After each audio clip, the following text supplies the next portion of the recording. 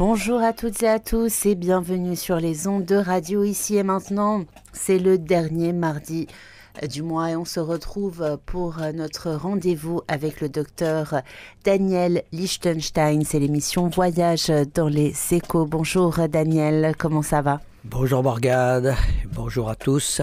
Ça va très très bien. Ça pourrait aller plus mal, mais vas-y.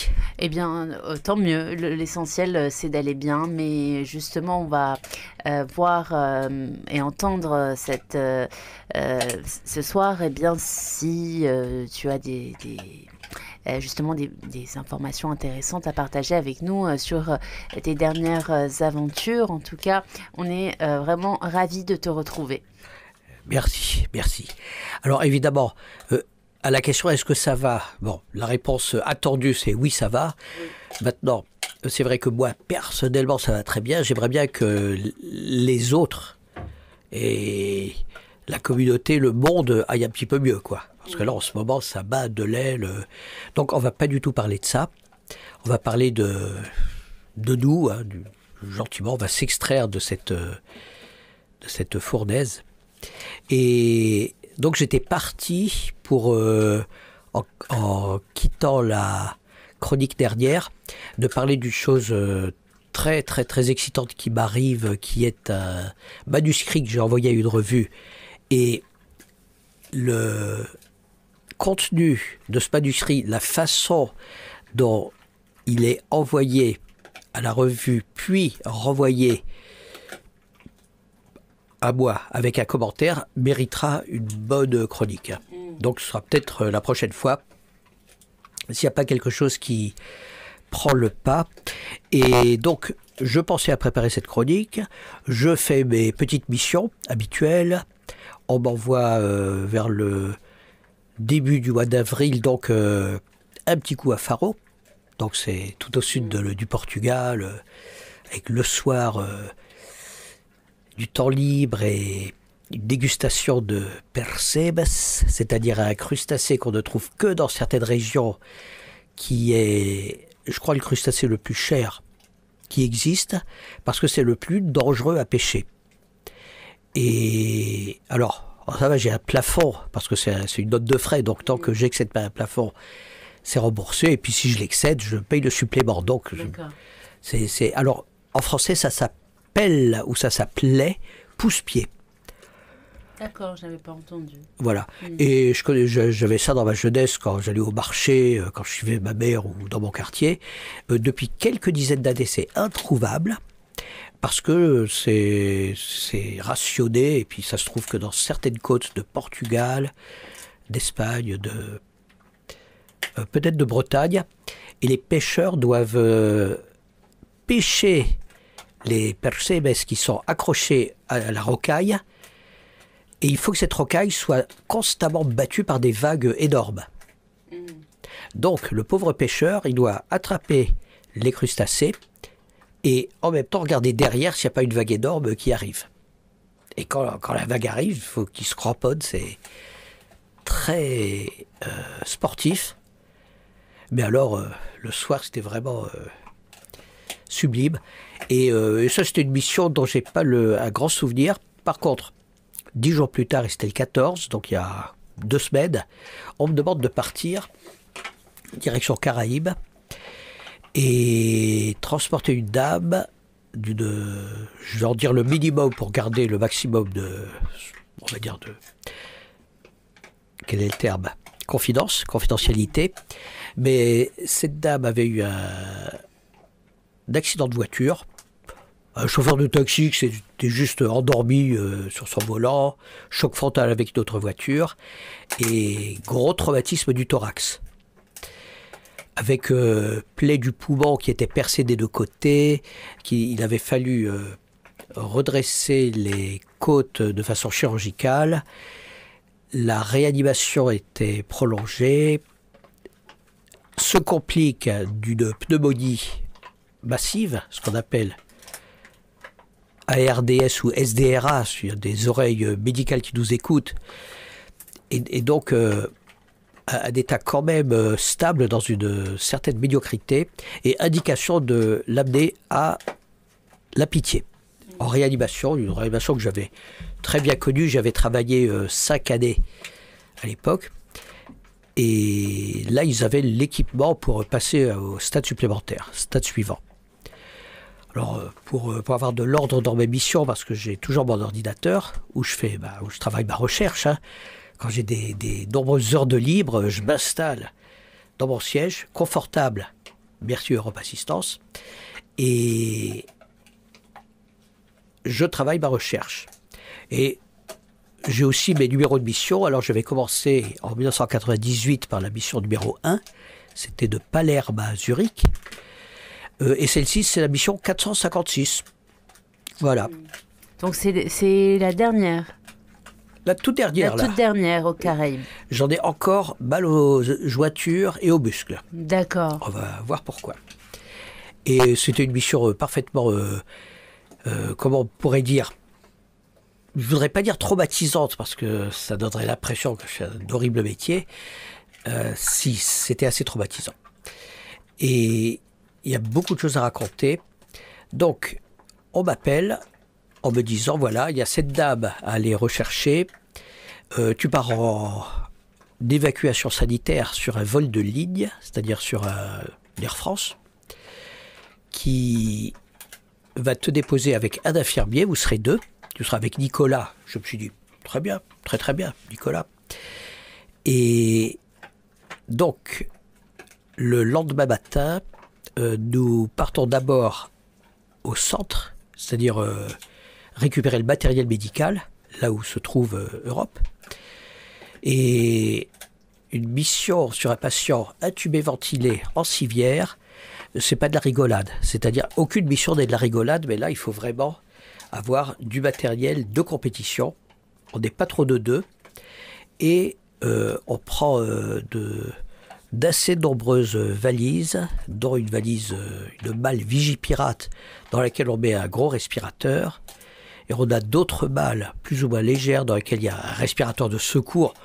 Pour le cas improbable, le respirateur tomberait en panne. C'est le principe de redondance qui est appliqué en aviation. Hein. Ils ont tout en double pour le cas où il y a des défaillances. Et il faut vraiment faire attention à tous les détails pour ne pas se retrouver au-dessus de l'Atlantique bête. C'est-à-dire avec, par exemple, un équipement électrique qui n'est pas congruent avec l'équipement qui est dans l'avion.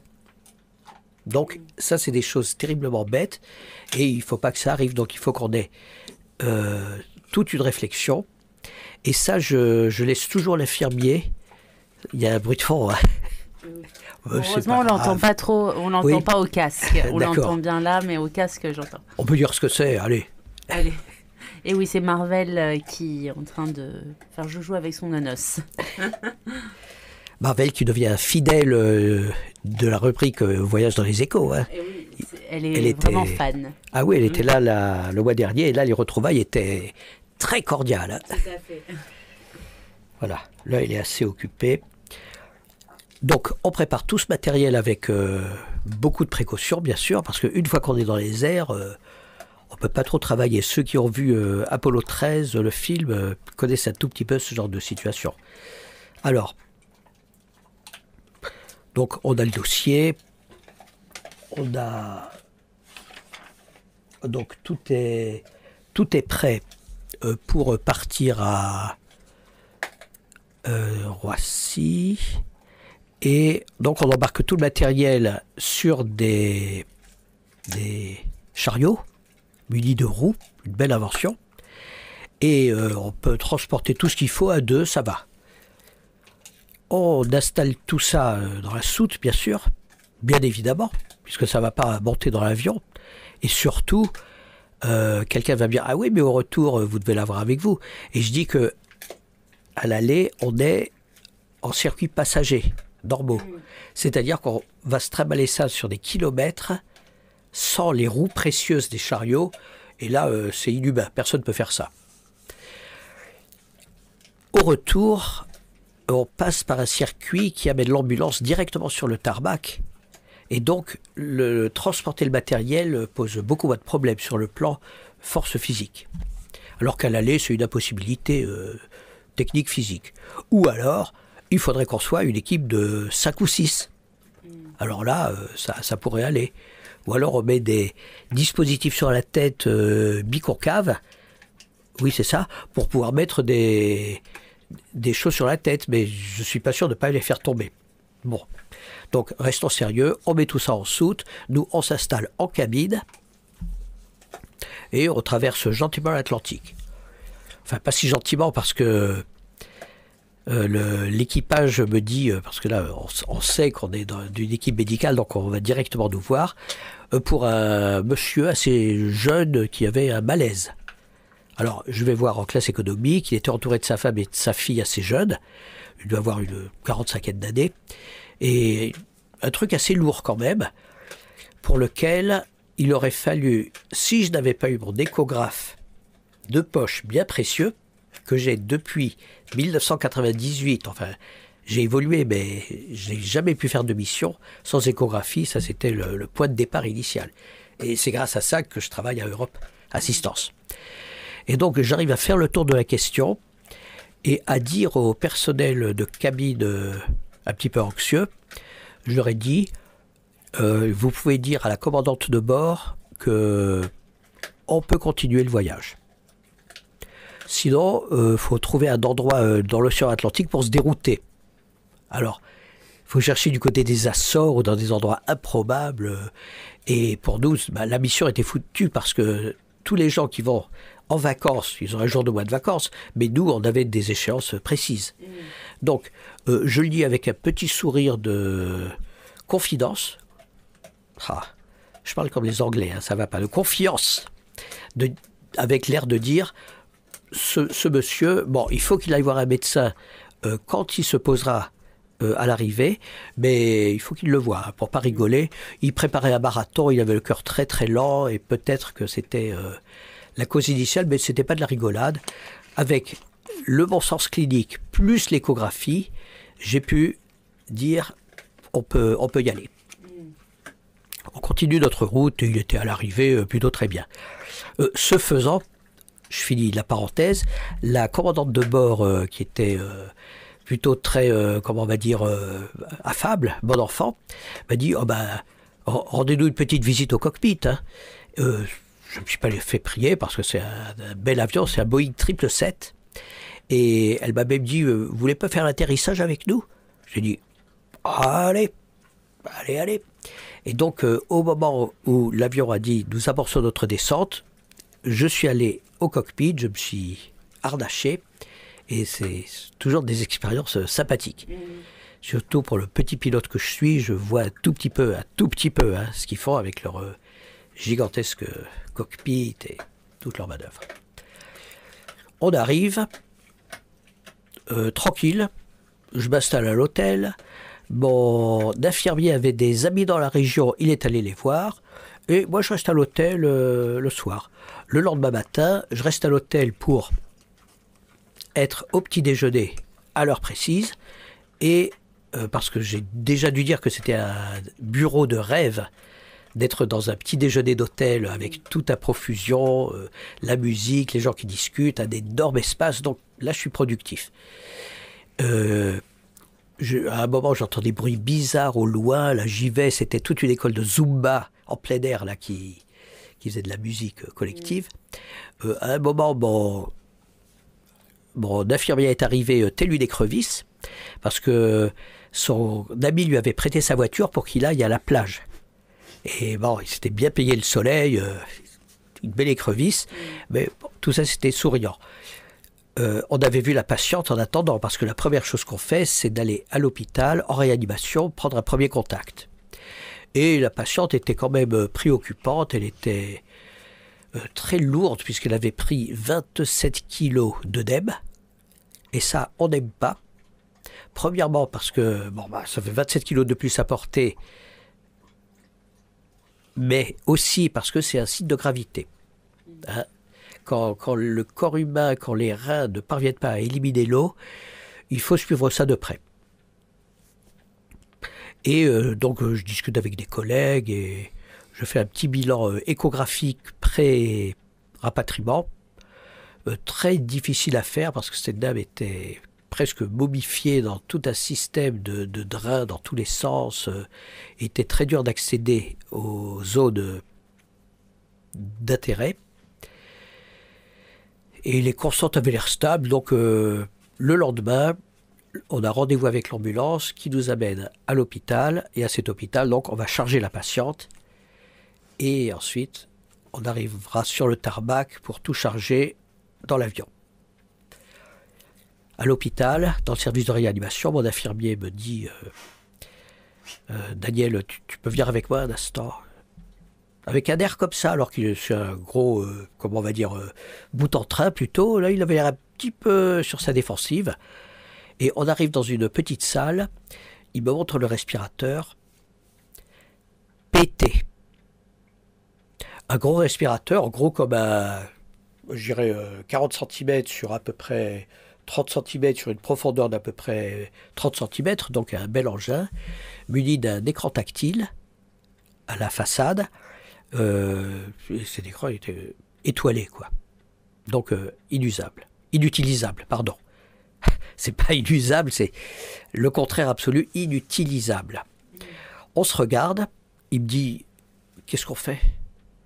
Je lui ai dit, écoute, il y a un respirateur de transport dans une des balles, je ne sais pas si c'est la bleue, la verte ou la rouge, mais on a un petit respirateur minimal, mais costaud, et on va utiliser celui-là, puisqu'on n'a pas le choix, on ne va pas renoncer à la mission, on a le matériel.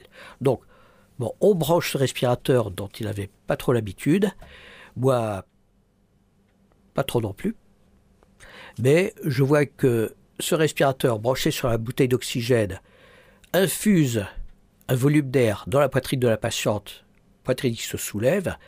Donc, bon, il faisait son travail.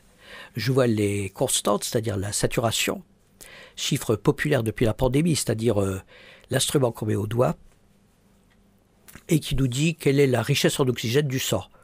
C'est-à-dire un paramètre terriblement important. Et je fais vite, donc on installe la patiente dans un brancard, au-dessus d'un matelas coquille, ça s'appelle comme ça, avec tout le matériel, et on va dans l'ambulance. Dans l'ambulance, on passe par le tarmac, c'est-à-dire qu'on a une police spéciale qui nous contrôle avant l'entrée sur les pistes. Et pendant l'attente, où c'était sur la route, avant d'y arriver, l'ambulancier, un gars costaud, avec son collègue, un autre costaud, me disent il faut que vous le sachiez, on n'a pas de help. Alors, Nicolas et moi, d'une seule voix, on fait tu peux répéter, on n'a pas de help. Il a dit oui, j'ai bien dit. Alors, le help, hein, les auditeurs ne peuvent pas comprendre ce que c'est. C'est une espèce d'ascenseur sur camion. Ce qui permet de positionner le patient qui est en brancard, en civière, dans ce camion. La civière va s'élever et ensuite on n'a plus qu'à pousser cette civière qui entre dans l'avion directement. Alors on s'est tous regardés et les ambulanciers, le chef nous a donné la façon de faire, comment il fallait faire. Bon, j'ai dit mais c'est pas possible, ça fait longtemps. Oh, ça fait 2 mois à peu près. Alors là, j'ai pas pu répondre tellement ça paraissait énorme. Cet instrument est vital. Le HELP est un camion qu'on ne peut pas utiliser quand il y a du vent qui fait 70 km/h. Sinon, il bascule, il tombe. Donc, c'est pas de la rigolade. On se trouve donc, après avoir passé la formalité police, à descendre la patiente dans le noir, parce que c'est un vol de nuit. Il était quoi? Il était 9h du soir. C'est-à-dire pour nous, 9, 10, 11, minuit, 1, 2, 3 heures du matin. C'est-à-dire que gentiment, on commençait notre travail dans nos 3 heures du matin biologiques. Ça veut dire toute une nuit blanche. Bon, ça c'est le métier. Hein. Je l'accepte, ça c'est comme ça. Et on se trouve au pied de l'avion.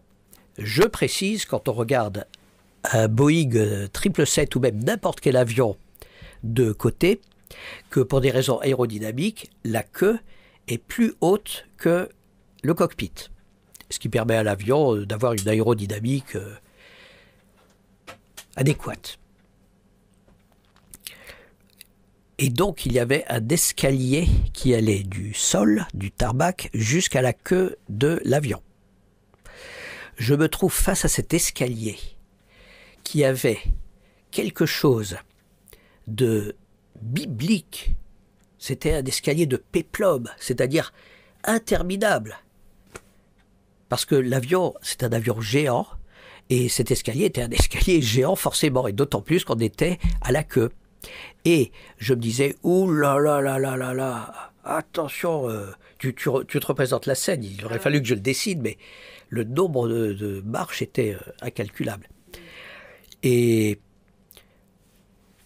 il se trouve que j'ai une tendinite, là, depuis pas mal de mois, dont le seul traitement est le repos absolu, beaucoup plus que n'importe quel médicament, pour que la nature reconsolide le tendon.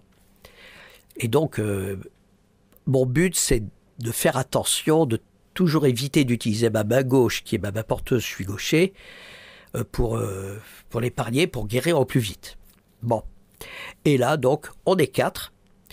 Je vois que la patiente, déjà, elle va pas très très bien, l'oxygène n'est pas terrible. Et ça, j'aime pas, et aucun médecin n'aime ça. Quand l'oxygène ne plafonne pas à un chiffre qui est de 96-97%, je dirais même 97-98%, 96, c'est presque 97, mais déjà, il y a un tout petit truc. 95, on sait qu'il y a quelque chose qui ne va pas. Et là, elle était vers 91%, ce qui est un très mauvais chiffre. Bon, j'appuie sur le bouton 100%, c'est-à-dire que le respirateur lui donnait à présent de l'oxygène pur à 100%. C'est une manœuvre qui permet de gagner du temps en attendant de faire le bilan un peu plus calmement que sur un escalier. Et là, on commence l'ascension, l'escalade. Je cherche un terme biblique, c'était Hollywood. Et là, je tire de toutes mes forces. Et pour ceux qui me voient, donc puisqu'on a eu un écran, hein, j'ai fait médecine, j'ai pas fait musculation. Et je suis pas tout à fait armé, contrairement aux 2 ambulanciers qui étaient des costauds. Mais bon, alors, tant pis la tendinite, allez, on tire. Et là, ça a été juste terrible. C'est-à-dire que même les ambulanciers costauds trimaient.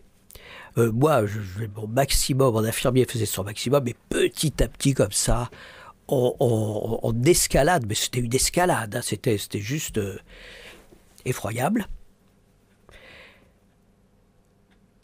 La saturation donnait un signal qu'on entendait vaguement parce qu'il y avait tous les bruits qu'il peut y avoir dans un aéroport.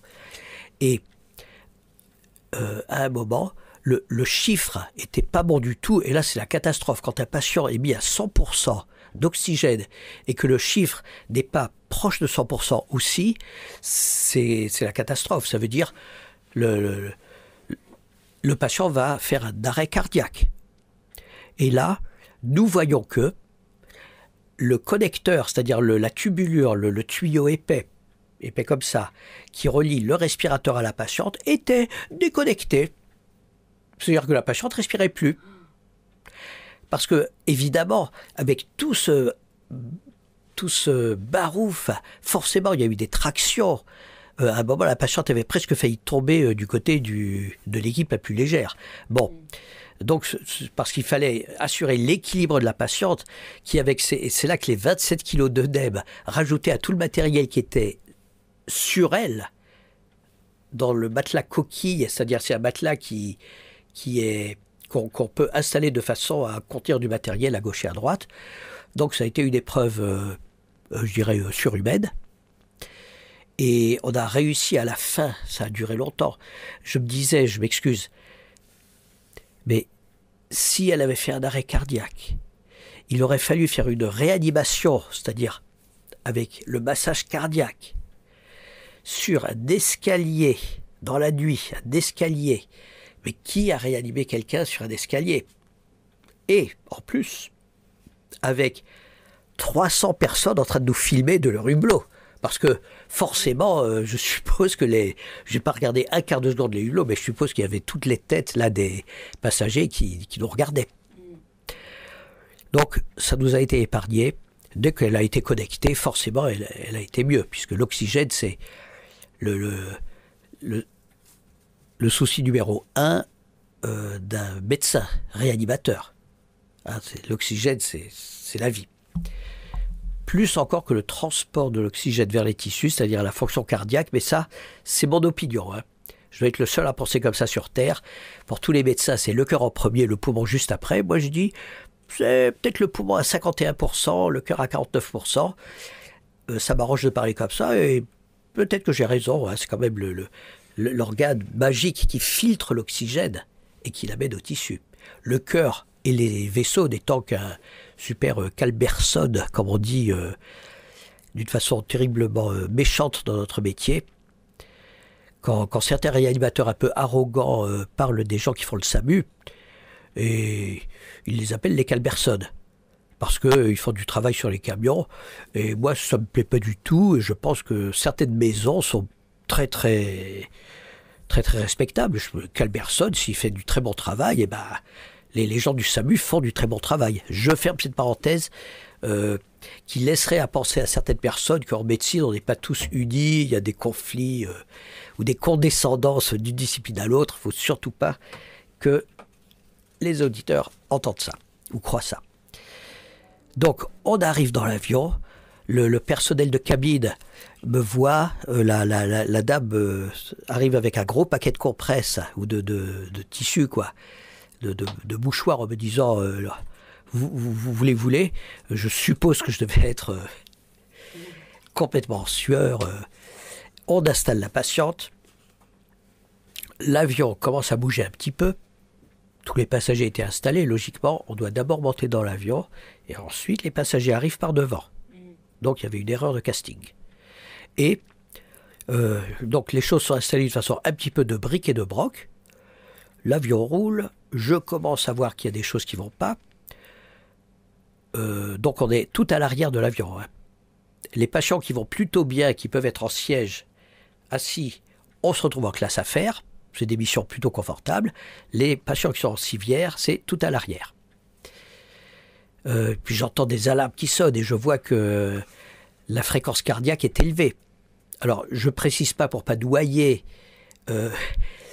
les genres de détails que quand la tête d'un patient ou d'une patiente est plus haute que les pieds, ce qui est le cas quand on monte un escalier, ce qui n'est pas le cas quand on utilise un HELP, mais ce qui est le cas quand on monte un escalier, ça fait que tout le sang, tous les liquides biologiques descendent vers les pieds, et il y en a moins à la tête et au thorax. Et c'est pas bon pour la circulation. Le cœur se dit hey, oh, j'ai besoin de volume pour me gonfler et ensuite éjecter. Là, je fais de la base de ce qu'on appelle l'hémodynamique. Hein. Mais cette base est correcte. Et donc, une fois dans l'avion, elle n'était pas encore complètement réparée. Et j'entends ces alarmes. Et je me suis levé. J'ai fait ce que j'avais fait déjà en descendant de l'avion, c'est-à-dire pousser la manette 100%, qu'on avait entre-temps remis à 55%, parce que 100% d'oxygène, c'est toxique. Il ne faut pas que ça reste longtemps, premièrement, et deuxièmement, il ne faut pas user de réserve en oxygène. Donc, on a le devoir de donner la quantité minimale. Donc là, je me lève, je la mets à 100%, en me disant qu'est-ce qui se passe. Je me fais enguirlander par la PNC, c'est-à-dire le personnel navigant commercial, qui me dit « asseyez-vous !» mais d'une façon vraiment autoritaire. Bon, je remets ma ceinture, le problème était résolu. On continue de rouler vers la piste. Il y a encore une autre chose qui ne va pas. Une autre alarme qui sonne, ça c'était une autre chose, je le fais court. Je me relève, je vais régler le problème. La PNC m'engueule. Là, elle m'enguirlande plus, elle m'engueule. Pour de bon. Mais je le savais, j'ai fait mon petit travail, je reviens, je m'installe sagement, je me rattache. Et l'avion arrive sur la piste, et là, c'est le décollage. Alors le décollage, j'en sais quelque chose pour premièrement être un petit peu pilote, deuxièmement pour avoir connu ça en tant que passager, c'est juste effrayant, c'est l'arrêt décollage. C'est-à-dire que l'avion roule, prend de la vitesse, et soudainement freine à bord. Alors là, quand on n'est pas attaché, eh ben, on le regrette, et si on est vivant, on n'oublie plus jamais cette leçon, parce qu'on peut être projeté carrément comme un objet inerte, tellement la décélération est forte. L'arrêt décollage, c'est quand les pilotes mettent l'appareil à fond, et donc les moteurs sont à fond. Ils ne seront jamais plus pendant la traversée de l'Atlantique. Et donc là, ils sont à fond. Si le moindre voyant s'allume en rouge, ça veut dire qu'il y a un truc qui ne va pas. Et là, avant d'avoir la vitesse critique dans laquelle l'avion ne peut plus s'arrêter sans commettre un crash, est obligé de décoller, et là, c'est une complication effroyable. Donc, l'avion s'arrête de toutes ses forces en inversant les réacteurs. Et là, eh ben, il y avait certains outils, certains objets salvateurs qui avaient été installés d'une façon un petit peu provisoire. Et voilà, et je me disais, j'ai juste fait une petite prière pour qu'on ne fasse pas un arrêt décollage à ce moment-là. Pardon, je cherchais mon... Voilà, il est là. Je pensais te l'avoir remis. Et donc, je ne me sentais pas bien à ce moment-là. Alors, Daniel, je te propose qu'on fasse une courte pause musicale et on se retrouve dans quelques instants pour la suite. Donc, on laisse le suspense et après, la petite pause.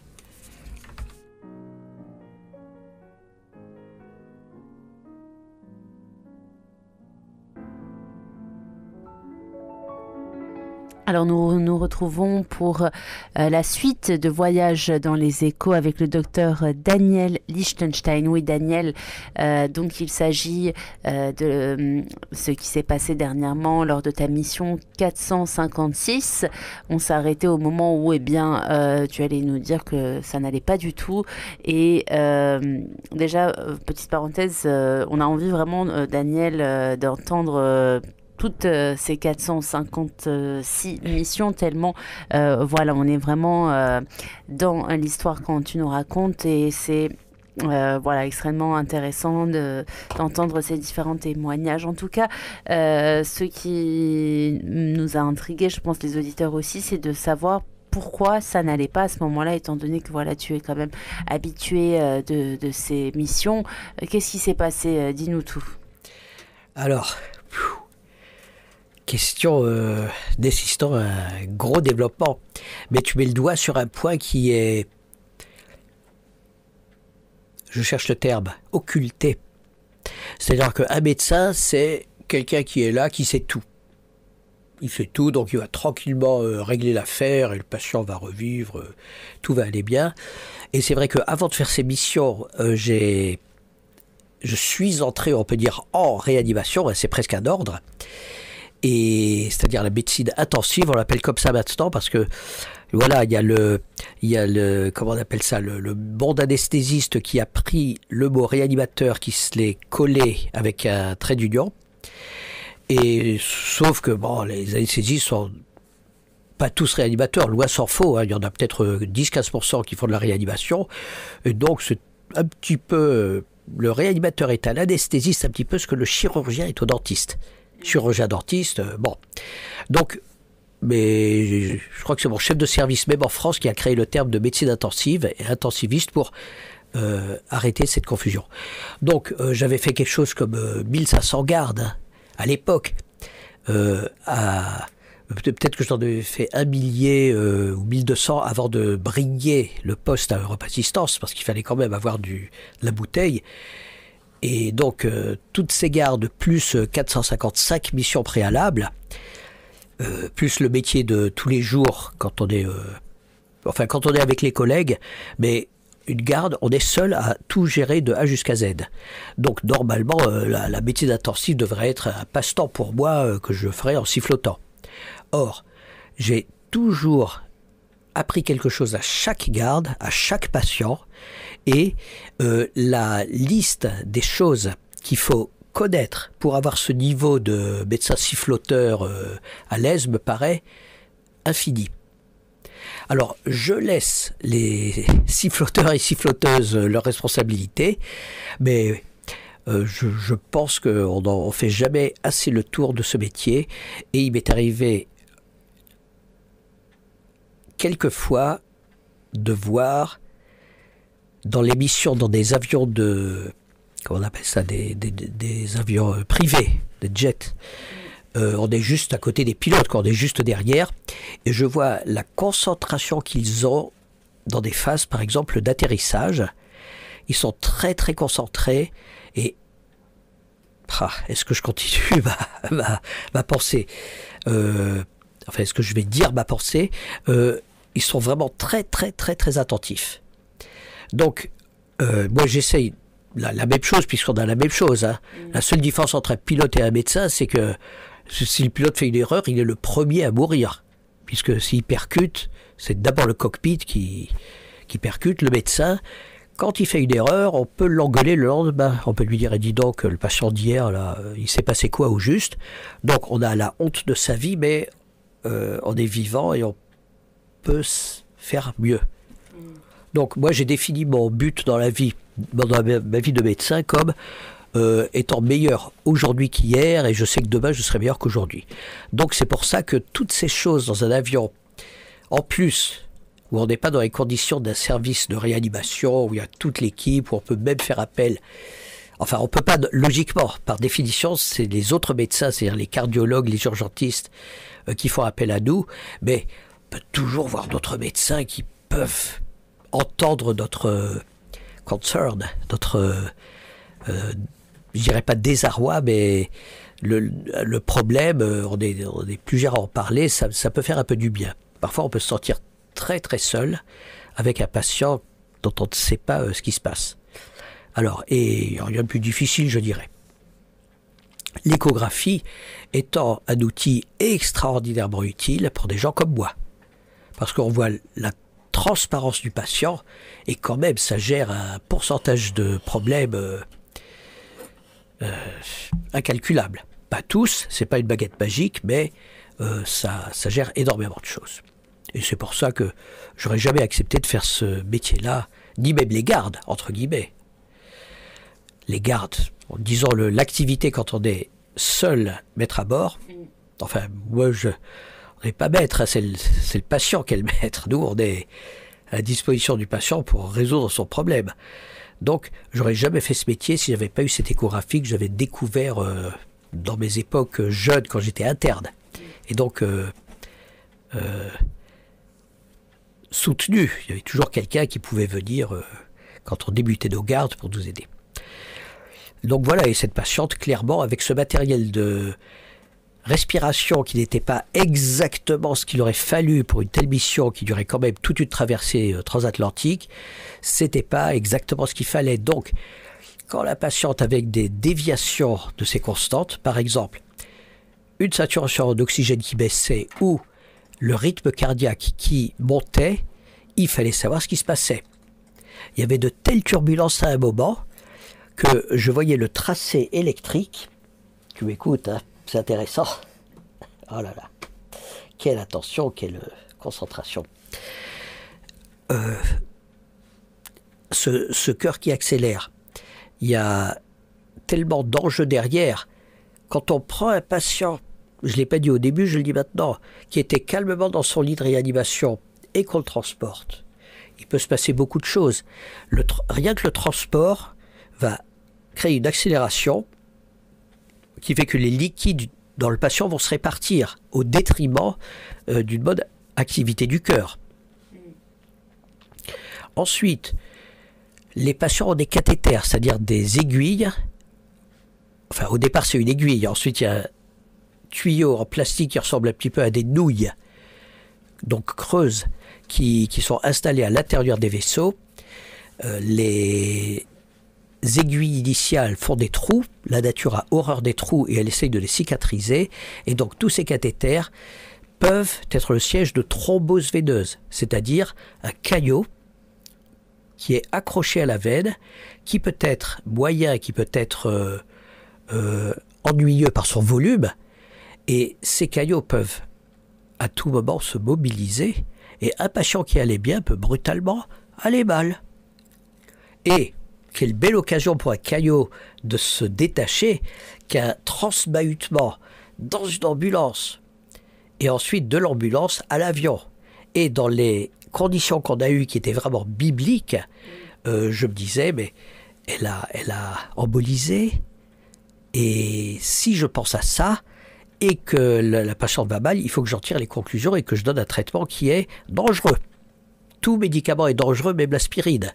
Donc il faut toujours peser le pour et le contre, c'est le travail quotidien et instantané de chaque médecin.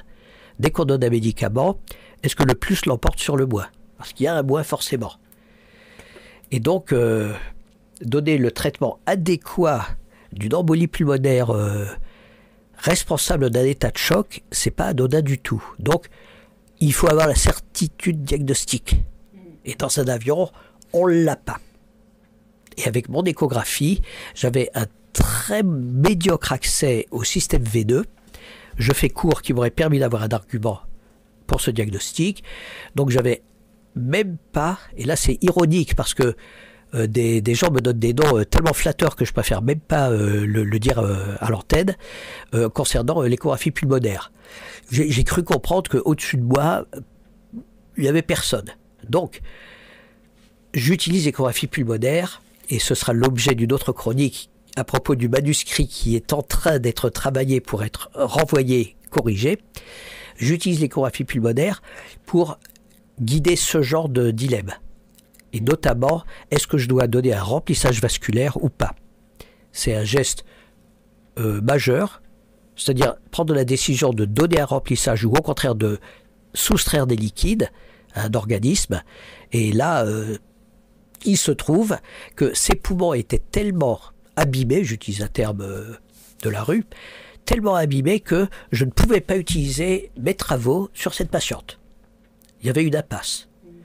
Et là, il a fallu que je prenne tous les éléments en considération, que je vois le cœur par l'échographie, tous les parasites, j'étais arrêté là tout à l'heure, qui étaient peut-être liés aux turbulences qui étaient très fortes de l'avion, ou peut-être un trouble du rythme.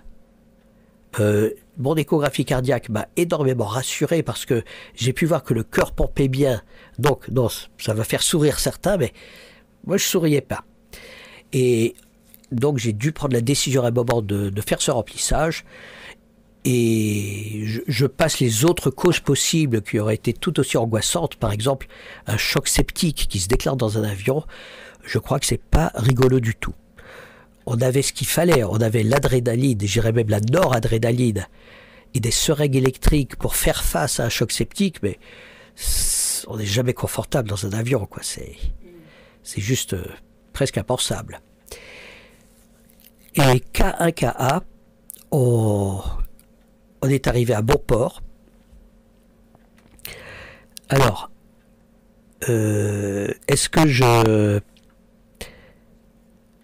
que j'oublie des choses? Moi j'ai dû dormir 10 minutes ou 20 minutes au cours de cette nuit, avec un ordre. J'allais voir le personnel de bord en leur disant si je ne suis pas réveillé dans 15 minutes, réveillez-moi. Et moi je mettais mon alarme dans la poche de chemise, et au bout de 10 minutes, et puis ça marchait, donc ils n'avaient pas besoin de me réveiller. Et il y a bien sûr les alarmes qui peuvent réveiller, mais je ne sais pas. Je n'ai jamais essayé. Il y a le bruit des réacteurs, toute une ambiance dans un avion. Alors, est-ce que je lis par hasard ça c'est mon rapport, pour voir si j'ai oublié des choses. Oui, on a une patiente qui avait pris 27 kilos d'œdème. Et donc, a priori, elle était pleine d'eau. Mais la biologie, la physiologie en médecine nous fait dire que peut-être que ce trop plein d'eau n'est pas au bon endroit. C'est-à-dire qu'il est dans des œdèmes des périphéries et non pas dans le système circulant, c'est-à-dire dans les veines et les artères. Et donc peut-être que le sang ne reçoit pas assez de sang, malgré tous ces liquides qui sont autour, et peut-être que le patient va désamorcer, c'est-à-dire chuter, dévisser, c'est-à-dire le préalable d'un arrêt cardiaque. Et il n'est jamais très agréable de devoir traiter un arrêt cardiaque dans un avion de ligne, c'est-à-dire avec 300 passagers. J'en ai fait très peu d'émissions comme ça, peut-être 4. Alors, donc voilà pour la mission. C'est pas terminé parce que j'ai encore quelque chose à dire de terriblement lourd, mais je vais me prendre un petit peu d'eau. Et si tu as... Bien sûr, eh bien, on va faire une petite pause pour ça. Ou alors juste, je voulais voir, Daniel, justement, comment vous avez fait pour descendre de l'avion. C'était, j'imagine, aussi compliqué. Alors, la descente de l'avion, c'était à Roissy, on avait le HELP. Donc, le fameux HELP. Donc, toujours des grosses difficultés. Donc, je tombe sur des infirmiers, sur les ambulanciers, dont un que je connais depuis le début de ma carrière, donc on ne se présente plus, hein, et un balèze. Et donc, on a juste eu à mettre, ce qui est difficile, hein, déjà très difficile, la civière, qui est donc le matelas coquille avec tout le matériel vital dessus, sur une civière qui va entrer dans le HELP, qui descend, et là... La patiente est déjà dans une civière, on a juste à mettre la civière dans l'ambulance, okay. Ça va. D'accord, oui, je me demandais s'il y avait le HELD ou pas au retour. Alors, donc on arrive dans le service de réanimation, la patiente est vivante, dans un état quand même un petit peu optimisé par le remplissage que j'avais fait dans l'avion, qui avait ramené les constantes cardiaques dans la bonne direction, parce qu'on peut aussi... avoir la direction opposée. C'est-à-dire que si le remplissage ne fait pas du bien mais fait du mal, on le voit assez rapidement et c'est pas bon. Et là, ça a baissé sa fréquence cardiaque et j'étais plutôt content que tout cet ensemble, y compris l'échographie, pas pulmonaire mais cardiaque, mais donner la bonne direction. C'est presque des étoiles dans le ciel qui guident le berger, enfin. Soyons un peu allégoriques. Je retrouve le chef de service là qui me tape dans le dos amicalement. C'était un vieux copain que je voyais plus depuis longtemps. On arrive à Europe Assistance, fourbu. Et là, on sort d'une mission qui est quand même très lourde. Et bon, on n'est pas là pour ça, mais qu'on nous dise bon, t'as bien bossé, ah ouais, vous en avez bavé, mais bon, vous avez bien ramené la patiente, c'est bien. Bon, ça c'est un petit peu... ça fait plaisir. On arrive à Europe, et là, on était en plein jour, donc l'après-midi, la responsable du matériel était là, et là, il lui explique le drame du respirateur. Et bon, et là, il y a eu toute une procédure, c'est-à-dire qu'on a reçu un courrier du directeur médical, que je ne connais pas parce qu'il vient d'arriver, donc c'est tout nouveau, qui a mis l'accent sur cet accident qui était très grave, parce que, qu'est-ce qui s'est passé? Pourquoi il s'est cassé cet appareil? On le devine, hein. Pas besoin de dessin, si. Eh bien, c'est parce que ce matériel qui était dans une Malvigipirate, la Malvigipirate a dû être trimballée d'un poste à un autre par des bras musclés, elle a dû s'écraser dans un autre endroit sur du dur, sur du très dur. Et quand on voit parfois les valises, quand on est dans l'avion et qu'on voit comment nos valises sont manutentionnées, on voit que en gros, faut rien laisser de fragile dans la soute. Mais là, on avait la Malvigipirate.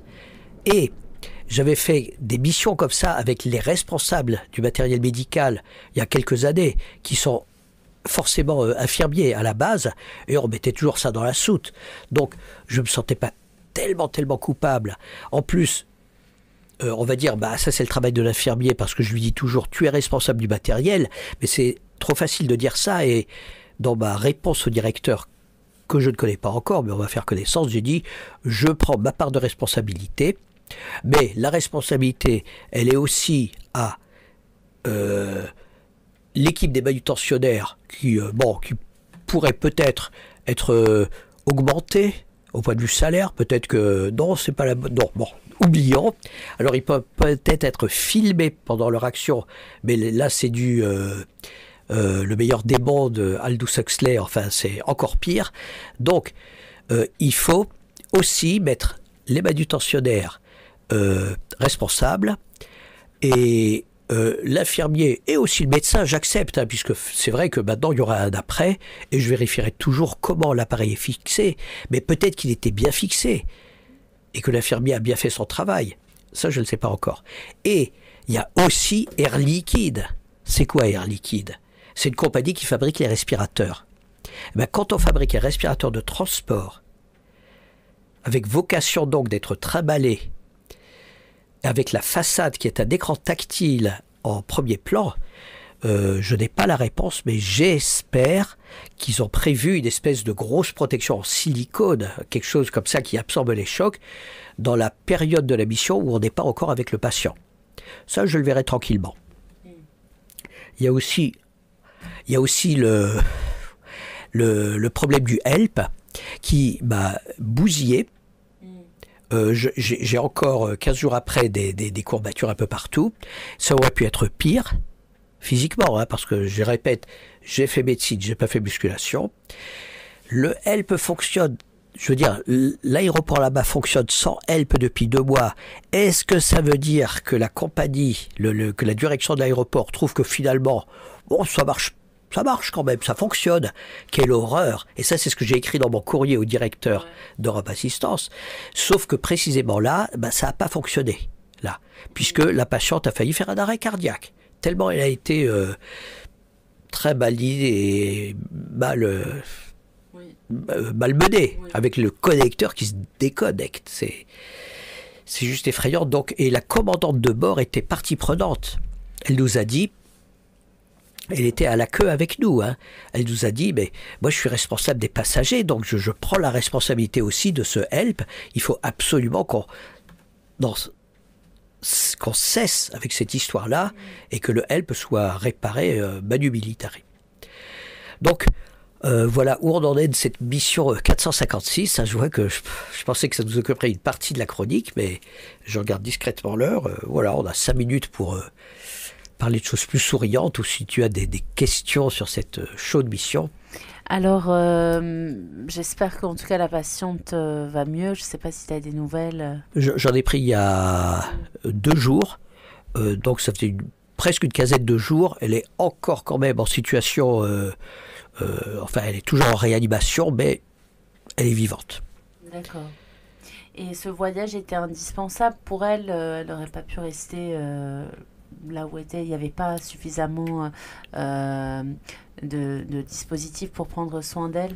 Alors, il y a 2 principes dans les rapatriements sanitaires. C'est un premier principe qui est plutôt humanitaire, qui est de rapprocher les patients de leur famille quand ils sont depuis longtemps dans un pays où tout leur est étranger et la famille est loin. Donc, et la proximité de la famille a un côté curateur, enfin salvateur, qui aide la guérison. Ça coûte pas cher de le dire, et je pense que c'est vrai, mais il y a aussi des structures qui sont nécessaires pour certaines pathologies, et quand une unité